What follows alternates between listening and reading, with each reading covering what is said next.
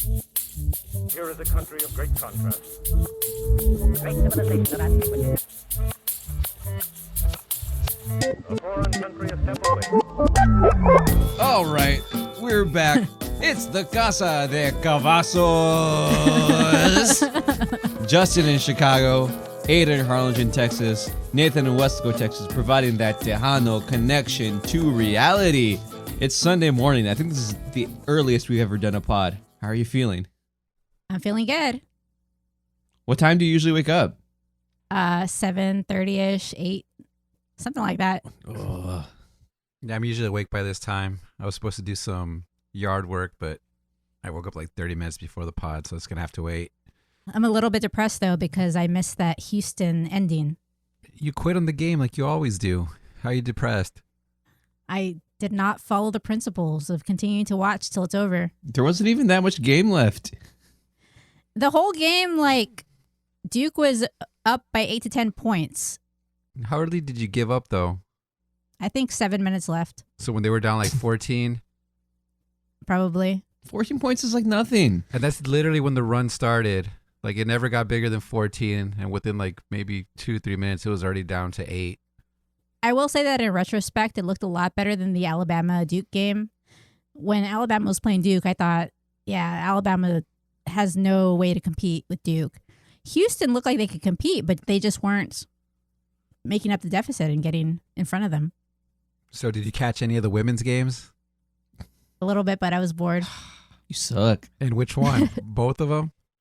I think I only caught the one where UConn was killing. I mean, they were both not competitive, so...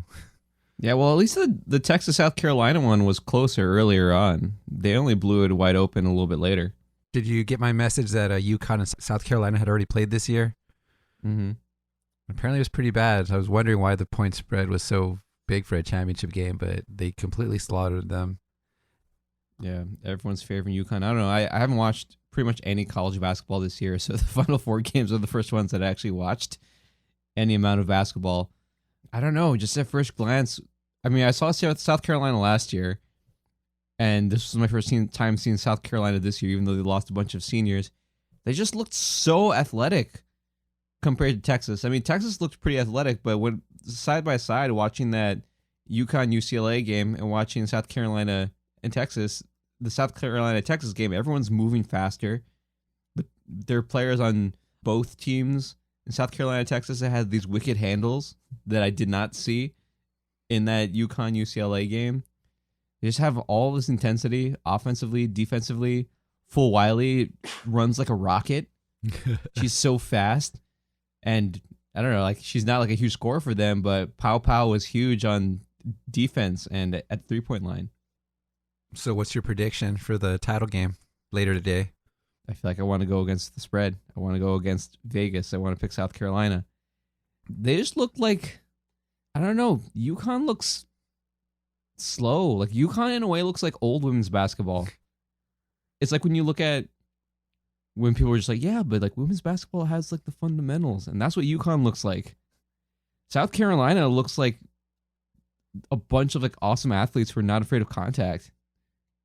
Wait, tell us more, Nathan, about the previous matchup between UConn and South Carolina. I can tell you literally nothing about that. I didn't watch it.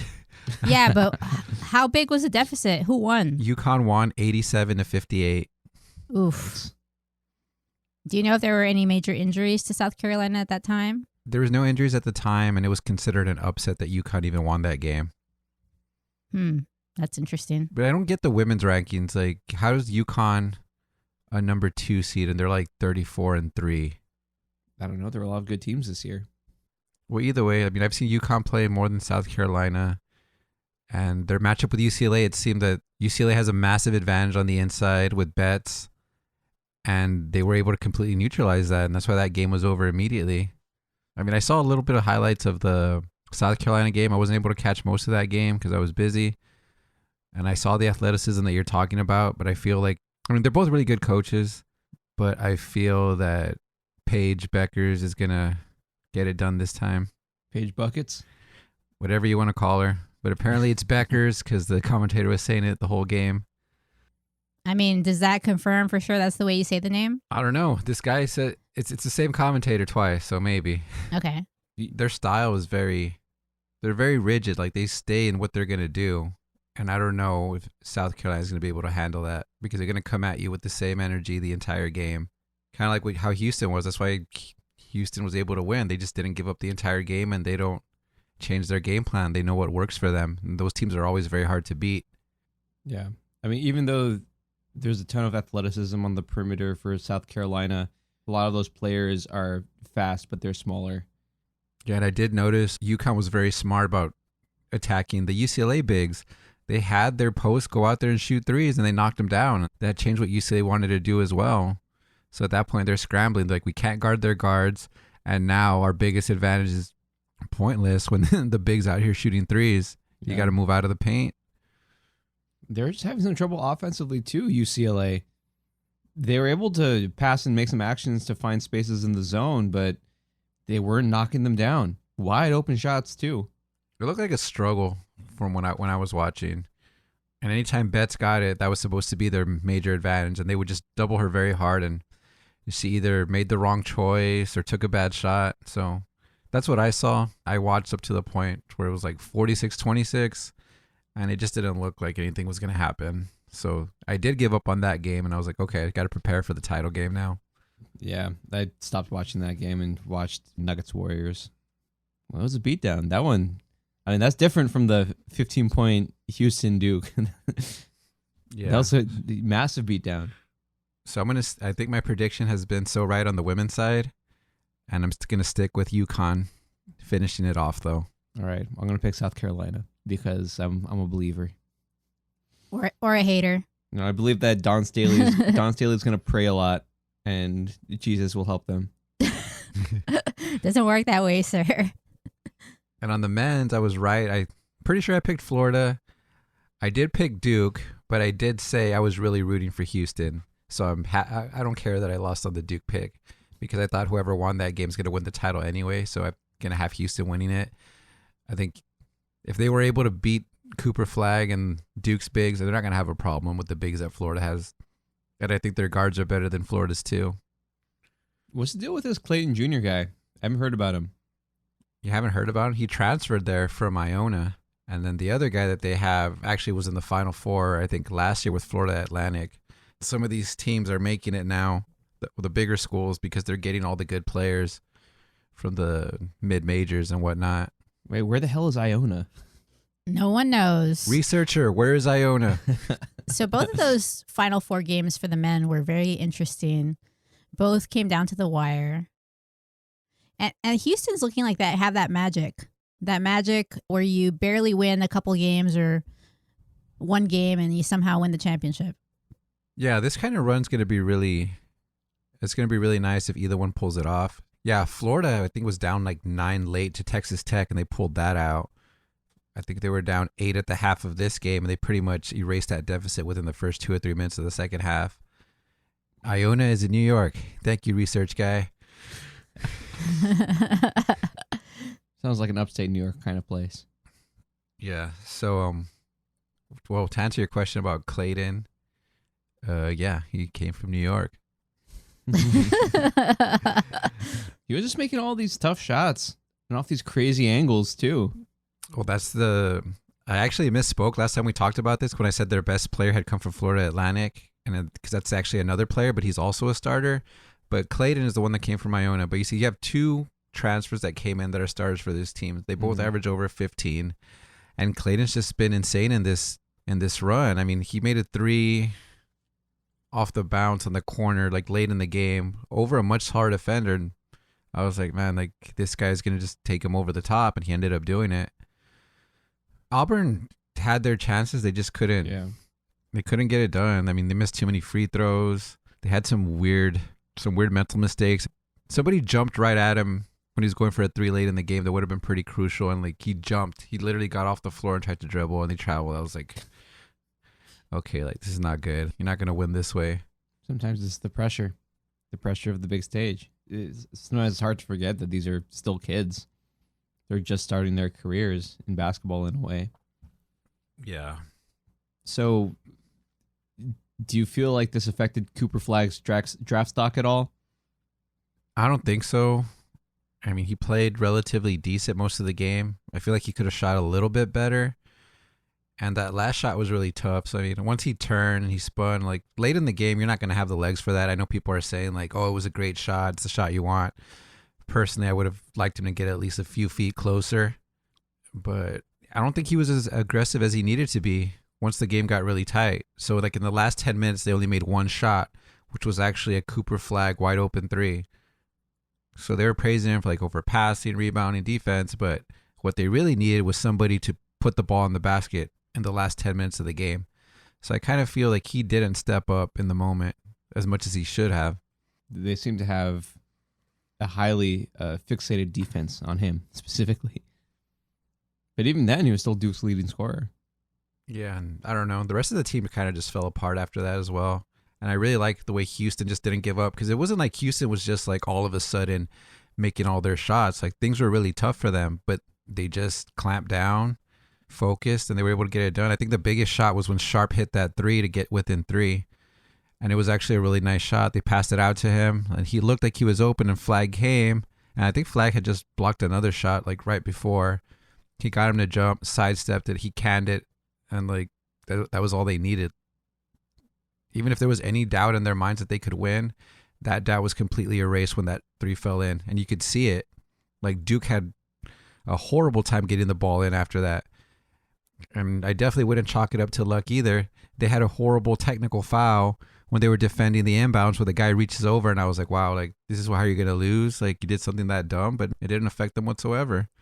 Do you feel like you saw a difference in their demeanor, Houston? Because I was looking at it, to me, it looked like they just expected to do what they were doing. Well, that's what they were talking about. Like, they don't ever give up. I mean, I kept watching. I could tell, like, they never got their heads down. It doesn't matter what was happening.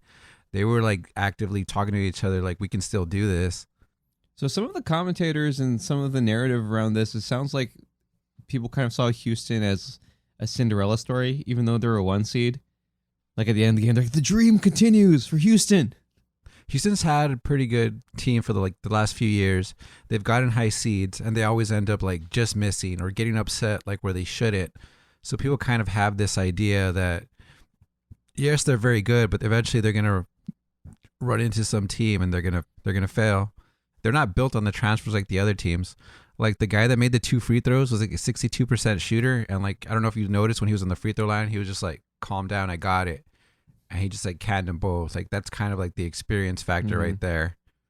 Yeah, they look like they were ready for that moment. They just look like, yeah, we can do it. And why are you guys surprised that we're coming back? Yeah. So who do you like in that final?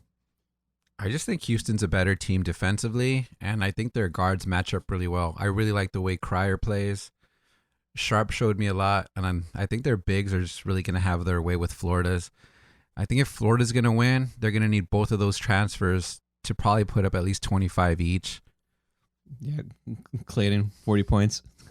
I mean, he's certainly capable, but I mean, I don't know. Like Houston is really good defensively.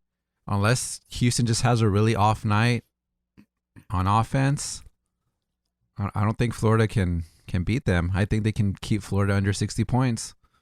But it looks like they can have an off night and they can still make things happen. Yeah, I mean, they had an off night, but their defense kept Duke to like a very similar percentage in the end. And that was the whole thing. Why people thought they might have a chance to beat Duke was because of the defense. Because it was crazy against, I think, Tennessee. Houston had only given up like 15 points in the first half. And then they're like, oh, Duke already has 18 in the first 11 minutes. And I was like, well, it doesn't really matter. Because at the end of the day, Duke didn't even get over 70. Yeah, we kind of touched on this last time when we were talking about this, but with the changes in the transfer portal, do you think the era of the lower seed Cinderella story is over? Yeah. For a second there, it looked like you were going to have the mid-majors and all these smaller schools have their moment because you had all these guys staying for 4 years, 5 years. I think the guy that made the 2 free throws, they said he was like a 6th-year player. I'm not 100% on that. But now these guys with the NIL deals, if they do really well in that small school like we talked about last time, they're going to transfer out to a better school. Because even if you're not going to make the league, you want to be in a place with maximum exposure. So you're saying the days of Butler, Davidson, Wichita State are over? Unfortunately, I think that's the way it's going to be. Oh, no more Jesuit Cinderella stories. Yeah, no more Iona. Do you know, like, there's like a kind of known phenomenon among like I guess like amongst like Catholic schools, but specifically Jesuit schools have like weirdly strong basketball programs. Yeah, Jesus loved basketball. He denied Peter 3 times in a friendly game. Peter denied. JC with the J. From 3. Good. So anyway, I'm really excited about the men's game. I'm going to watch the women's game. I hope it's not a snooze fest as far as it being a beatdown. So we'll see. If it's a beatdown, would it be like a Houston coronation kind of game? For Houston? Well, like sometimes there's that game where basically you start killing the other team and the whole game's like essentially a celebration. So do you think Houston could become that team if it becomes a beatdown? I don't think Houston's style is going to allow that. I think it'll be relatively close. And their signature has been that they're just going to stop you at the end. So I feel like that's the type of game you'd want to see from them if you really want it to be like this great story. Yeah. So just to recap, Nathan, for the women's tournament, you have UConn. I have South Carolina. Ada is abstaining because she's a misogynist. For the men's tournament, Nathan's got Houston. I think I will also take Houston. I'll take Houston too. You've convinced me. Good. So we'll see if we're surprised at all. Something that was also kind of surprising that we actually haven't had a chance to talk about was some of the celebrity deaths that have happened recently. We never talked about the Gene Hackman thing. That was crazy. I think we might have just like touched on it very briefly because when it happened, I think it happened the same day that we were going to record. And at that point, there was very little details had emerged. Yeah, the initial report was just that they hadn't been heard from him and his wife, and then they were found dead in their house, and they didn't know what happened. I believe the wife had some pill bottles thrown around her, so they had no idea if it was maybe carbon monoxide poisoning or some other strange method of death. And so over time, we learned more, and we ended up learning that Gene Hackman's wife, who was significantly younger, I believe she was in her 60s. Yes, Betsy Arakawa. Yeah, she died of hantavirus. And then it turned out that then at some point later, Gene Hackman died, who was about 95 years old. Damn. I wonder if he like even realized she was dead for that whole time.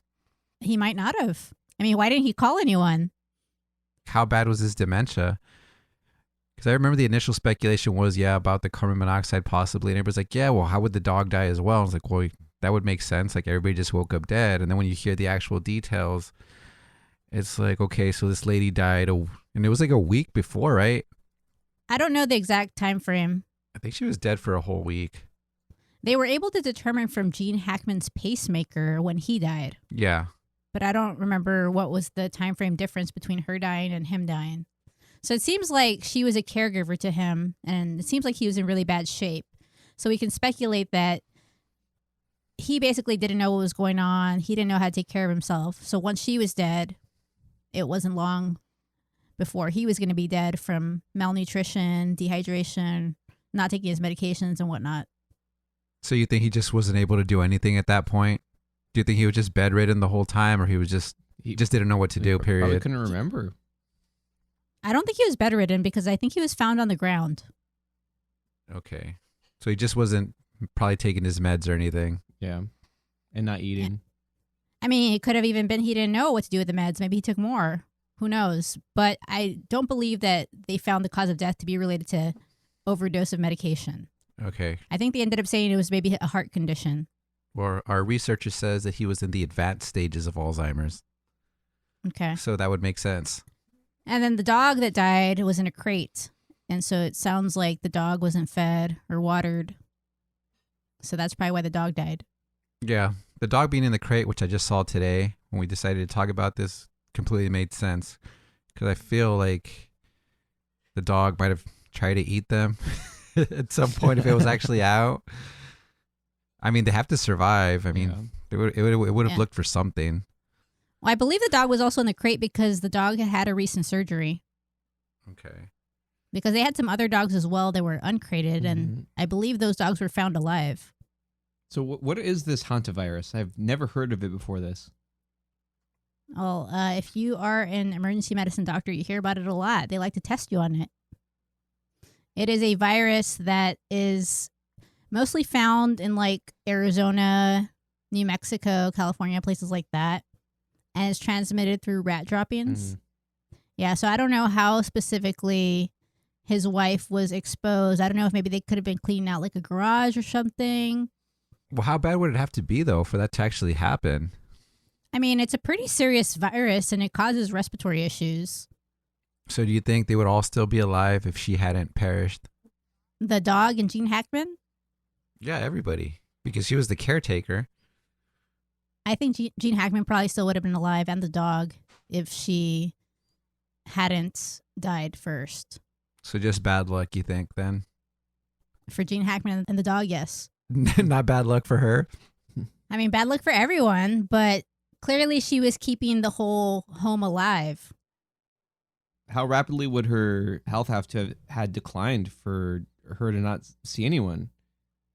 Apparently she was seeking medical attention. She had made an appointment, but she didn't make it to that appointment. And it could be, too, remember that it's very hard being a caregiver. You have to, like, figure out how to time your appointments. You have to figure out if you can get someone else to take over for the caregiving for a little bit.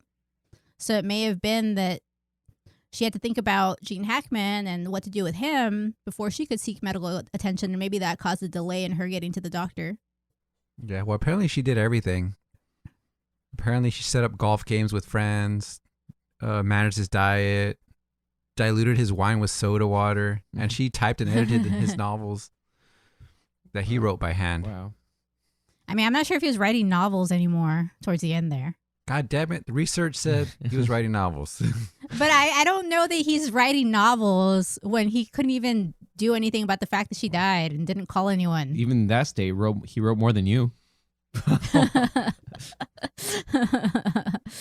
That's pretty bad. A dead guy writes more than you.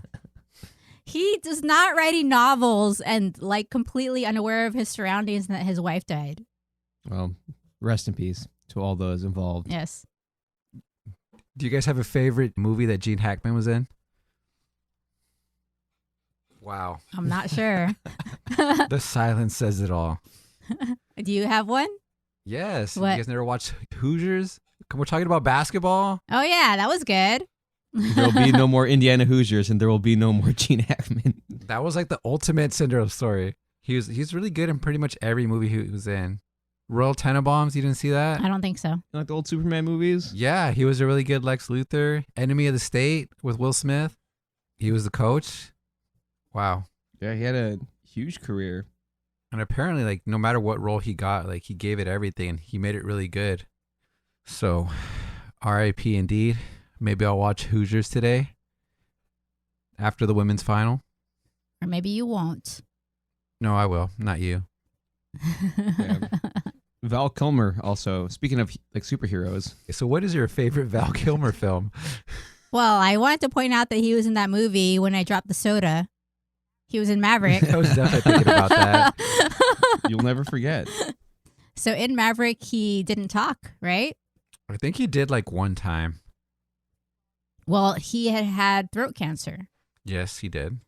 And so he wasn't able to speak normally. But apparently the cause of death was not the throat cancer.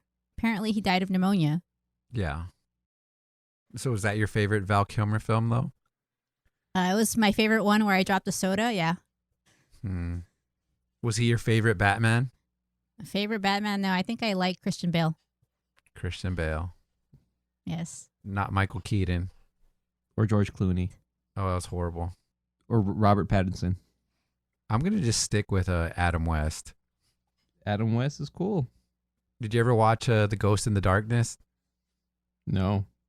And the Darkness, or In the Darkness? Researcher. He was in Tombstone. Yeah, he was in a lot of good movies. I remember watching him growing up. Do you remember? Yes, I remember watching The Ghost in the Darkness. I purchased it on pay-per-view after asking Dad many times, please, can I watch this movie? How long did it take for this to be approved? Not that long. And then I fell asleep, so I actually finally finished watching it a couple of months ago. Did you know that heck? that Val Kilmer was in the MacGruber movie with Will Forte? He's What? in MacGruber? Yeah.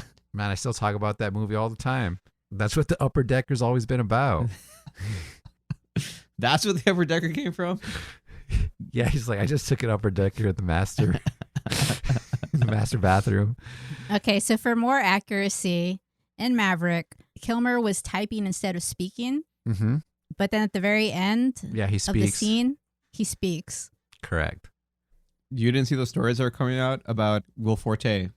Because when they were filming MacGruber, I think he was staying in a house with Val Kilmer, and they both shared their love of The Amazing Race. And Val Kilmer was telling Will Forte, like, Oh we my should do The God. Amazing Race together.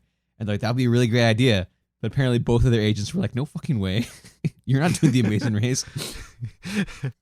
I love The Amazing Race, and I also want to be on it. That's a lifelong dream for me. We should find those agents. I mean, why would it be a bad idea? I've seen celebrities on there. Really? Yes. How old were they at this time that the agents would have thought this was a bad idea? I thought MacGruber was a long time ago at this point. Yeah, it's been a long while. Rex Ryan was on it recently. He didn't look like he was like super young or in shape at the I time. mean, he has not looked like he's super young and in shape for quite a while. He's 62 now, but Rex Ryan was on it within the last, I don't know if it was 5 years. I think he lost like right away though. Oh. Back to Val Kilmer. I think one of my favorite movies that he's in is The Doors. Did you guys ever see that one? No, was it about the Doors, like the band? Yeah, Now it was about making actual doors. He played Jim Morrison. What? Yeah, I think he was really good in that movie too. Did he actually sing in it?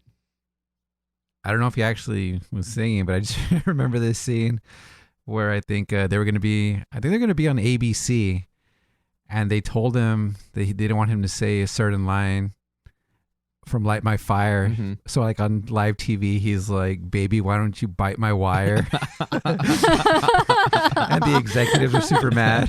So I don't know if that actually happened in real life, but in the movie, I was like, "What the fuck?" I feel like I've heard that story before. It's actually not uncommon where rock stars will get a network TV spot and then they'll be like, "No, fuck this sucks." Yeah, but he actually did it. Like he still went on, and he just said that during the recording. So like, I think it was live. So it sounds like we need to rewatch the Doors movie. Yeah.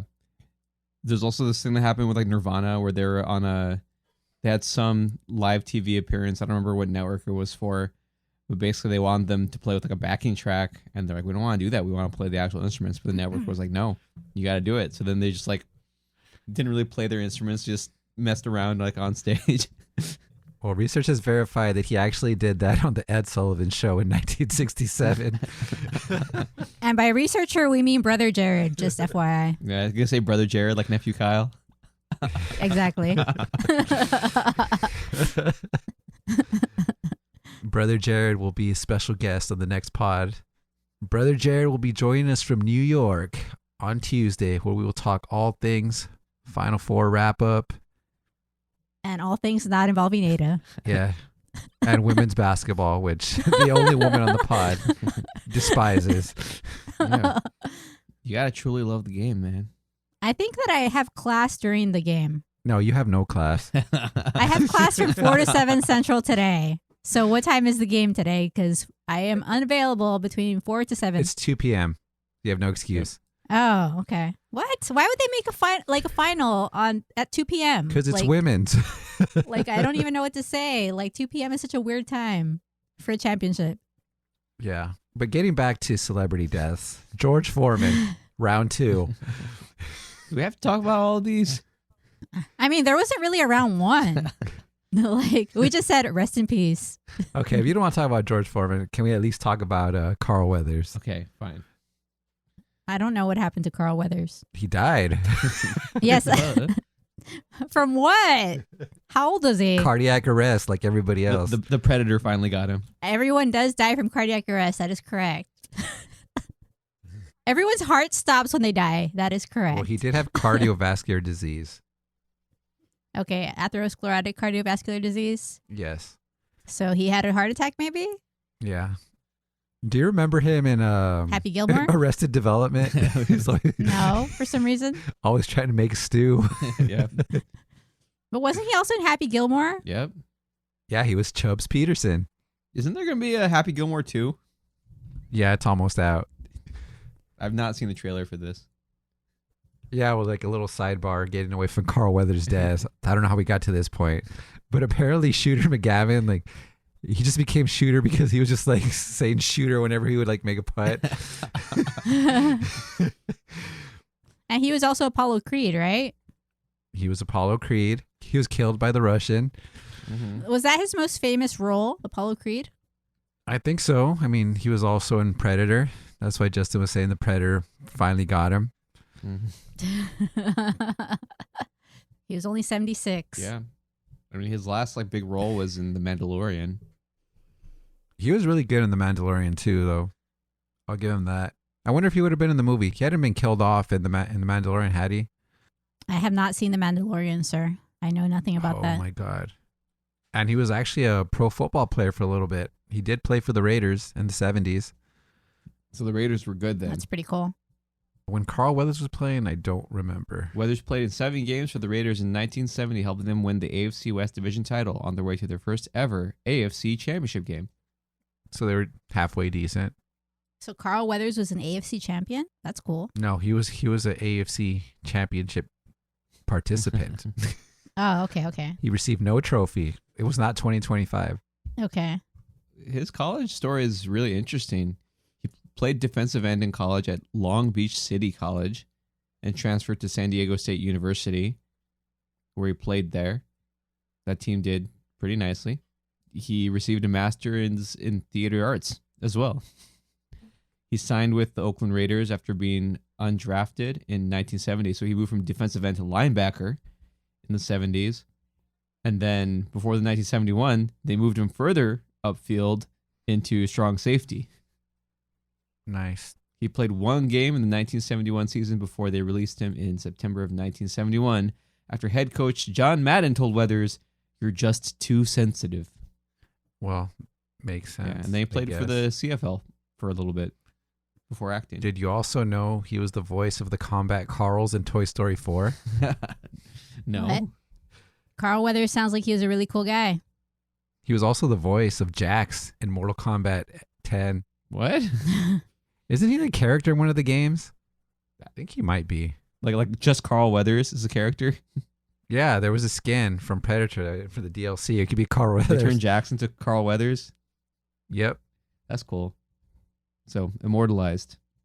It's really cool. It's really cool to see these people go through all these like crazy paths. I mean, another one is like The Rock, having gone from like being a college football player for that University of Miami team and going into professional wrestling before becoming an actor and then just starting to play himself. And then President of the United States. Have you heard those rumors? No? A lot of people have tried to get him to run for office. Why? They just feel like he'd be a good candidate. Like he's very likable and a pretty smart guy. And do you think like if the other countries didn't want to play ball, he would just like give them the people's elbow? Maybe. Yeah, I've heard those rumors. I mean, it'd be interesting, but it doesn't seem like he's that interested currently. Maybe things will change. Stephen A. Smith is also interested, apparently. Who? Stephen H. Smith. Yeah, I don't think he'd get a lot of traction. I mean, we didn't think Donald Trump was going to get a lot of traction. He won twice. It's a new ball game. I think at this point, people are willing to vote for a celebrity. I mean, like, how would you say, like, that? Yeah, Donald Trump is, like, so healthy and strong, and he's, like, right next to The Rock. It's like, compared to me? No way. All right, I feel like that's as good a time as any to stop the pod for today. So we can get off and drink some more coffee. I feel like I was the one who was complaining about how early it was, and Ada and Nathan were like, no, I was already up. Like I get up at 7:30 in the morning. So I'm on the schedule of having to take my kids to school most days. So I can try to sleep in, but usually my body just wakes me up. Same thing. I wake up early, and if I don't, my kid's already waking me up. yeah, so keep on listening to the podcast. Tell your friends. We got an RSS feed now. The website will be up shortly too, so that you can get all of your Casa de Cavazos pod needs. Let us know if you want some merch. Let us know if you want some branded stuff with our faces on it. Maybe we'll get that to you soon. Follow us on all the platforms: Apple Podcasts, Spotify, Amazon, iHeart, or wherever you fill your ears with that sweet, sweet Tejano connection to reality. We still got our mailbag email at casadecavasospod@gmail.com. You can always add us on Blue Sky, or if you know Ada or Nathan personally, you can ask them a question on Facebook so that you can hear that question on the pod. We'll be seeing you later. Until next time.